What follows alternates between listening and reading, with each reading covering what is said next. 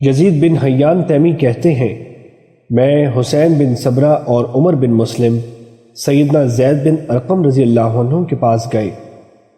جب ہم ان کے پاس بیٹھ گئے تو حسین نے کہا، اے زید، تم نے بہت زیادہ خیر پائی ہے، رسول اللہ صلی اللہ علیہ وسلم کو دیکھا ہے، آپ صلی اللہ علیہ وسلم کی احادیث سنی ہے، آپ صلی اللہ علیہ وسلم کے ساتھ جہاد کیا ہے، آپ صلی اللہ علیہ وسلم کے ساتھ نمازیں پڑھی ہیں۔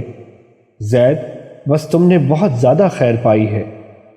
زید، تم نے جو احادیث رسول اللہ صلی اللہ علیہ وسلم سے سنی ہے وہ ہمیں بھی بیان کرو۔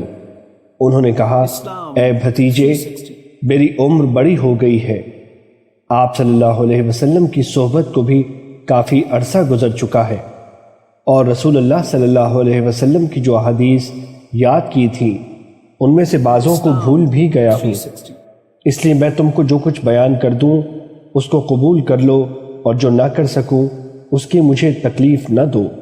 پھر انہوں نے کہا، رسول اللہ صلی اللہ علیہ وسلم غدیر خم جو مکہ اور مدینہ کے درمیان ہے کہ مقام پر خطاب کرنے کے لیے کھڑے ہوئے اور اللہ تعالیٰ کی حمد و ثنا بیان کی اور وعظ و نصیحت کی، اور پھر یہ بھی فرمایا، اما بعد، خبردار اے لوگو، میں ایک بشر ہی ہوں، قریب ہے کہ میرے رب کا قاصد میرے پاس آ جائے اور میں اس کی بات قبول کر لوں۔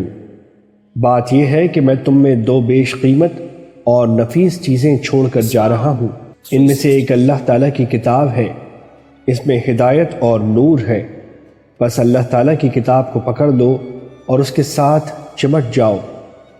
بس آپ صلی اللہ علیہ وسلم نے اللہ تعالیٰ کی کتاب پر آمادہ کیا اور اس کے بارے میں ترغیب دلائی، اور پھر فرمایا، دوسری چیز میرے اہل بیت ہیں، میں تم کو اپنے اہل بیت کے بارے میں اللہ تعالیٰ کو یاد دلاتا ہوں، میں تم کو اپنے اہل بیت کے معاملے میں اللہ تعالیٰ یاد کرواتا ہوں، میں تم کو اپنے اہل بیت کے حق میں اللہ تعالیٰ کی یاد دلاتا ہوں۔ حسین نے کہا، اے زید، آپ صلی اللہ علیہ وسلم کے اہل بیت کون ہیں؟ کیا آپ صلی اللہ علیہ وسلم کی بیویاں آپ کے اہل بیت میں سے نہیں ہیں؟ انہوں نے کہا، بے شک آپ صلی اللہ علیہ وسلم کی بیویاں آپ صلی اللہ علیہ وسلم کے اہل بیت میں سے ہیں، لیکن آپ صلی اللہ علیہ وسلم کے اہل بیت وہ ہیں جن پر صدقہ حرام ہے۔ حسین نے کہا، وہ کون لوگ ہیں؟ انہوں نے کہا، وہ آل علی، آل جعفر اور آل عباس ہیں۔ اس نے کہا، کیا ان سب پر صدقہ حرام ہے؟ انہوں نے کہا، جی ہاں۔ حدیث نمبر 322، مسند احمد۔